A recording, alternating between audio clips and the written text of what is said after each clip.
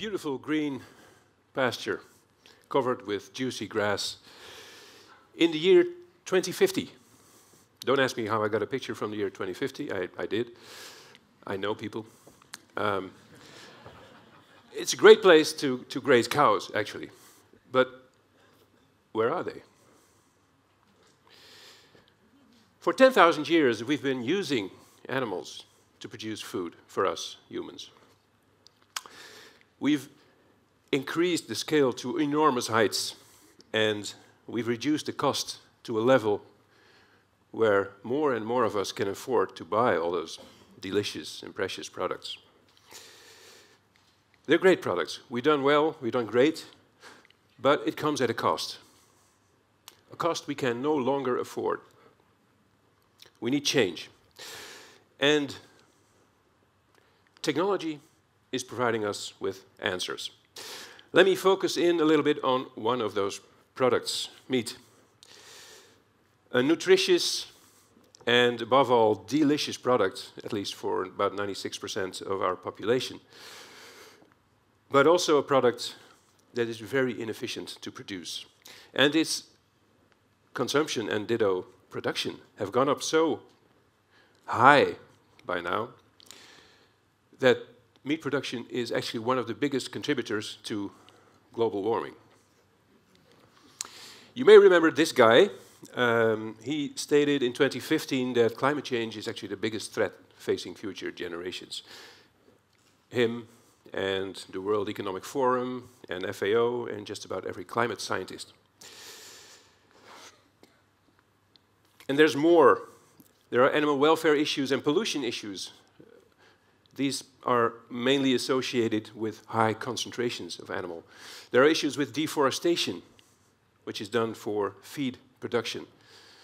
But that's linked to the decrease of biodiversity. And there are health issues. For instance, zoonosis, the disease is transmitted from animals to humans. We know SARS, avian flu, BSE, but also straight-up bacterial infections. And maybe the biggest threat lingering a little bit in the back is the emerging resistance of microorganisms against antibiotics. And here, too, the meat industry plays a role through the overuse of antibiotics as growth factors in the meat industry. A pretty grim picture, and I don't want to depress you too much, but it's actually going to get worse. Yeah, I'm sorry. For two reasons. First of all, we're going to become more prosperous on this planet. On average, we are going to become more prosperous. And it's very simple. That means we're going to consume more meat. That's a sort of a law.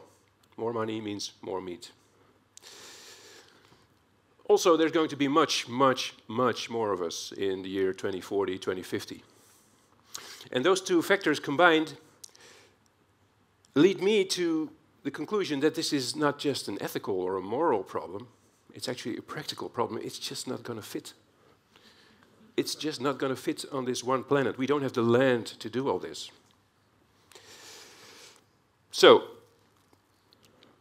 what can we do? Well, we can do nothing. Wouldn't be the first time. We can just sit, wait, have a beer, and maybe argue about numbers or argue about assumptions and see if time indeed will tell if all these projections turn out to be true somewhere in the future. Now, I don't think we can lay that burden on future generations. So for me, that's not an option. We need change. And that change should come from both behavior and from technology. Now, changing behavior takes time. It's a process. And we receive a lot of triggers in the media to remind us that we should reduce our meat intake. And indeed, there is some effect visible in some areas of the world, but the impact is pretty modest, actually. We need more. And that's where technology comes in, because technology can help us to develop products that give us the experience that meat gives us. In any case, the right interaction between technology and behavior is key to go to a situation where we actually are going to change significantly. Let's look at technology in a more traditional way first.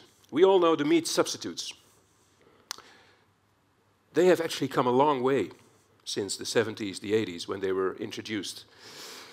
They used to be awful tasting products. I'm sure many of you will agree with that. But actually, over the last years, the quality of these products has increased big time. And don't let anybody fool you. We don't need meat. We can live perfectly well without it. A lot of money is going towards further development of these plant-based products in the US, mainly. And with technologies like extrusion, for instance, on the upper right corner, you see a product that looks a lot like chicken. And I can tell you, it also tastes a lot like chicken, but it's actually soy. The product on the right bottom corner is made through another technology called synthetic biology, with which you can even rebuild meat with ingredients that are plant-based or bacteria-based. You can rebuild it from the ground up using those new ingredients and using a mix of biology, big data, and clever food science. This hamburger that you see here, it's actually on the market in the US. And I can tell you, it's a good product. It's a really good product. These products are improving. But so far, despite the fact that they are improving, they have not yet reached relevant consumption volumes compared to meat. They haven't. They have not yet been accepted by the majority of the population as a full-blown replacement for meat. And there's no better way to illustrate that than through this picture. This is a picture from 2017. It was made in Houston, in August, to be specific, when Hurricane Harvey paid a visit to Houston. And obviously everybody was told to be well prepared, and people were asked to either leave or to seek shelter, but in any case to stock food. And they did. And this is the vegetarian section of a supermarket in Houston, right before Hurricane Harvey came along. Apparently, vegetarian products are not even a desperate choice. At least not in Texas. Let's face it, most of us are hooked to meat. And the emerging middle class in developing countries, they will want to follow in our footsteps. So far, the conclusion can only be that the only and true solution to this problem would be meat. Only without all those downsides. And such a product is on the horizon. It is cultured meat, or clean meat, as it's sometimes referred to. Meat produced from the same cells that build the muscles of the animals that we eat, only grown in a bioreactor with the use of tissue engineering. You could say it's a bypass of the animal. Cultured meat differs from all those other products that I just showed you in that it is meat. And specifically for meat, I think that's a decisive advantage.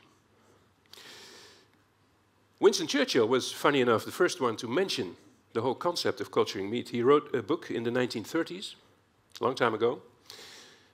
And in that book, he came up with some of his visions for the faraway future. And cultured meat was actually one of them. Now, tissue engineering did not exist at that moment in time, but today it does. And I can tell you, we're getting close. This is our hero, the satellite cell. What you see here is a muscle fiber. And those light-colored guys that you see there on that fiber, they are the satellite cells, or also known as muscle stem cells. They are, well, the repair kit of the muscle, you could say. They sense it when you, for instance, cut yourself. And then they start to replicate, to multiply. They literally fill the gap. And when they've done that, they merge into functional muscle tissue, repairing the muscle. That's what they do. And that same magic is the basis for the production system that we are developing. So roughly, we do the same. We take a sample, in our case, from the muscle of a cow. We do it through a biopsy, or we can do it through a biopsy, in which case the animal lives. From that sample, we isolate those so-called satellite cells, and we treat them really well. We give them food, we give them warmth, they can watch television if they like. They like Telcel. And when they've grown to a large enough mass, we then trigger this process of them turning into tissue. Muscle tissue or fat tissue, depending on the type of trigger and the type of cells that you use. And when you have enough of those cells and enough of that tissue, well, you can make a product from it, like a hamburger. And just to give you a little bit of an idea of the potency of this process, if you were to take all the muscle stem cells or satellite cells from just one cow, and you would use them to grow your meat, you would have enough meat to supply the whole of the United States with hamburgers for 1.5 days. And I can tell you that's a lot of hamburgers. It's a lot of hamburgers. Now, we didn't make those quantities yet. We can't. We're still under development. We did make one hamburger a few years ago. We held a live tasting in London of the first tissue-cultured hamburger ever, produced in our labs. And this was not a ready product yet, but it was a great proof of concept. And the whole event created worldwide publicity and a lot of awareness. And I guess it's fair to say that it got the field going. It inspired a lot of people. From an environmental point of view, or a sustainability point of view, cultured beef, this is about beef, these graphs, promises to be way more sustainable than traditional beef from livestock. Many studies have been done. This is one from the University of Oxford, and it predicts large reductions in the usage of land, the usage of water, and the emissions of greenhouse gases. So, in that sense, we're good to go. But are we actually going to eat this stuff that comes from a lab? Well, while I'm here, let me ask you, who of you would eat cultured meat when it's in the shops? Let me see those hands. Okay, that's promising. Thank you so much. I was hoping for that, but we did that many times. Basically, this is all we got because there's no product yet to test it physically. So we can only test it by asking people what they would do if. And when you do that, generally what you see is that a little bit over 50% of consumers say, yeah, we'd try this product when it's on the shelves. Now, I don't need to tell you, the meat market is huge. It's a 1-point-something trillion US dollar market size. It's huge. And even a small portion of that would constitute a big company. But our dream is that eventually, long-term, this technology and the products from it will replace meat. So what are we going to do about her? Well, let's think a little bit why she may feel this way. I can think of 2 reasons. First of all, it's unknown. Well, that makes sense because it doesn't even exist yet, the product, so it's unknown. Well, that's interesting. Let me introduce you to the frikandel. I don't know if there are any Dutchies in the audience, but they will immediately recognize this product. There are 17 million of us in the Netherlands. We eat a little bit over 600 million of those guys every year. It's by far the biggest meat snack. Nobody knows what's in it. Nobody knows how they're made. They just exist. And somehow they find their way to our deep fryers and, well, they've been around for about 50 years and somehow they gained our trust. So it takes time, and for cultured meat, it will be no different. As long as you have a large enough early adopter base, and we just proved that we do have that, you're good to go here. Then food, and in particular meat, is emotion. There are a lot of cultural and social aspects related to meat, dating back to the time when we were gatherers and hunters. And barbecuing, for instance, I guess you could see that as a revival of old, ancient meat preparations. And yeah, you can grill a vegetable too, but it's not the same, is it? It's just not the same. The question is,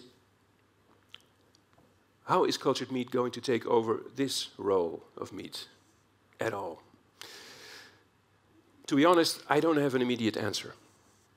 And maybe it's not unlikely that some percentage of meat from dead animals will survive in our diet for this very reason.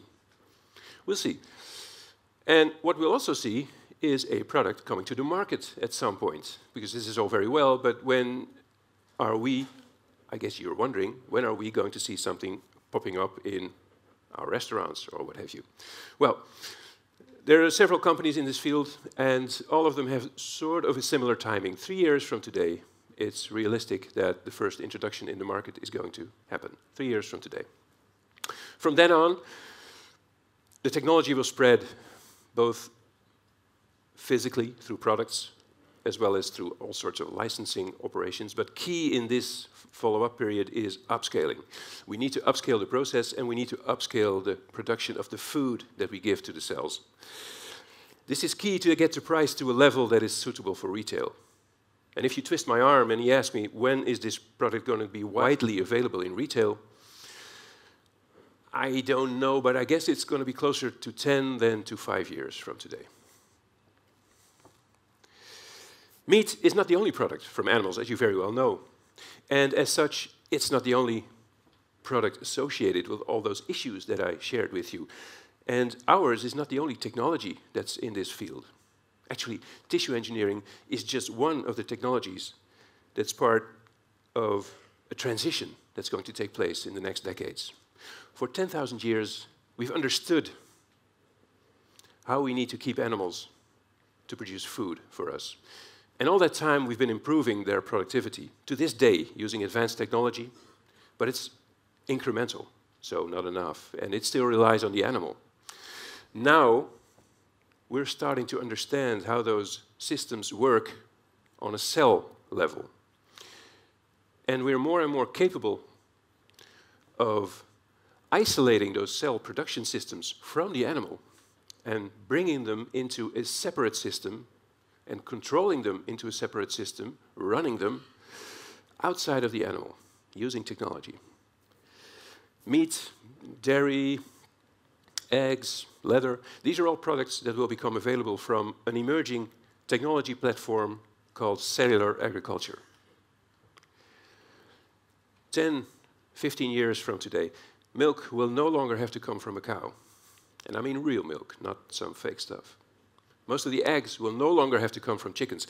And we will have started to produce meat without killing animals.